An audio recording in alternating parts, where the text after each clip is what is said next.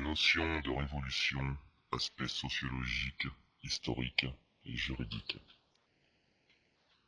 La révolution concrètement, elle n'existe pas sans liquidation des éléments de conservation de l'ancien régime.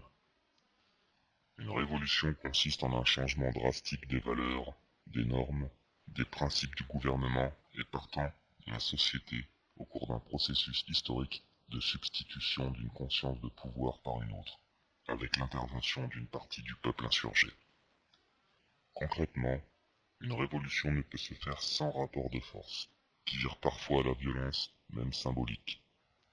Tout pouvoir doit réagir rapidement aux rébellions, que le code pénal réprime, aux attroupements, qui doivent être maîtrisés par la puissance publique du fait d'un régime de responsabilité sans faute de l'État en cas de dommages lors des attroupements, au complot vrai ou supposé, au terrorisme, aux actions violentes, aux menaces à la sûreté de l'État ou à l'ordre public. Cette mission régalienne tout à fait légitime, la sûreté est l'un des 4 droits naturels inaliénables énumérés à l'article 2 de la Déclaration des droits de l'homme et du citoyen de 1789, peut être retournée contre ces principes, dès lors que le pouvoir et son système de domination se sentent menacés. Une sorte de course s'engage généralement au début des révolutions entre insurgés et forces de l'ordre pour avoir l'avantage sur les esprits d'une part et sur le champ de bataille politique.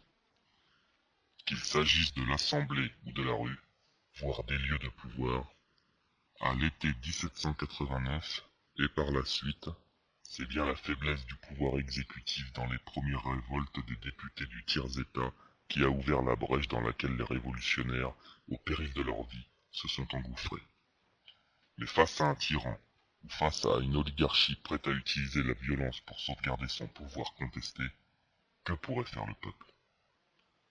Dans une société démocratique où les principes nés d'anciennes révolutions sont progressivement abandonnés sans le dire, une révolution contemporaine viserait plutôt à revenir aux principes fondateurs, républicains, démocratiques, laïques, solidaristes, universalistes, rationnels, vérité d'information, érodés par l'oubli progressif des conditions à partir desquelles ces principes ont été perçus comme nécessaires à un moment de l'histoire, par une majorité du corps social et leurs représentants.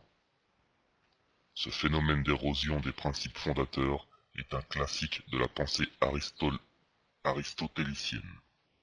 La démocratie est amenée progressivement vers l'oligarchie par un jeu de captation par une élite toujours plus restreinte. Chômage, cooptation, népotisme.